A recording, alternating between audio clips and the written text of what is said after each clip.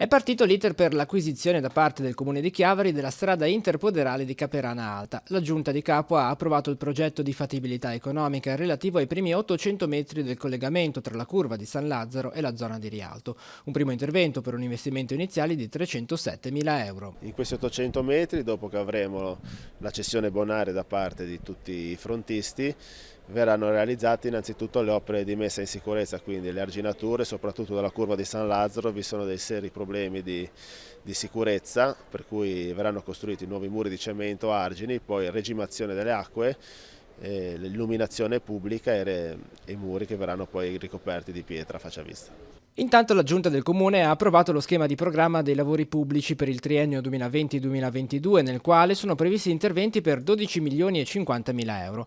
Particolare attenzione sarà riservata ai luoghi della cultura chiavarese, con interventi all'ex Palazzo di Giustizia, in piazza Mazzini, al chiostro dell'ex chiesa di San Francesco, all'antica farmacia dei Frati e ai prospetti est e ovest di Villa Rocca, con la realizzazione, qui nel parco, di un teatro all'aperto.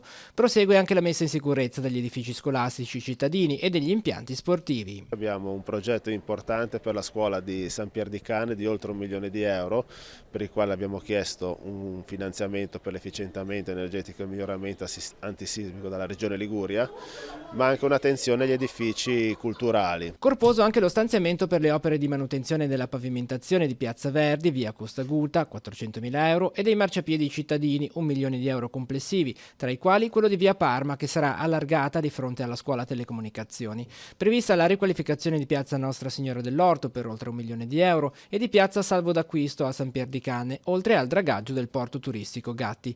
Infine sono stati inclusi investimenti anche per la difesa del suolo, con la messa in sicurezza e mitigazione del rischio idrogeologico del torrente Rupinaro e del Rio Campodonico. Ogni anno prevediamo di investire sul torrente Rupinaro 1 milione di euro, quindi 3 milioni in 3 anni.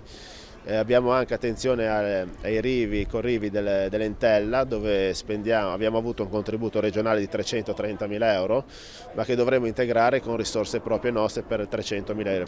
Abbiamo anche in previsione di fare tutta la pista ciclabile lungo il fiume Entella fino al confine con Carasco.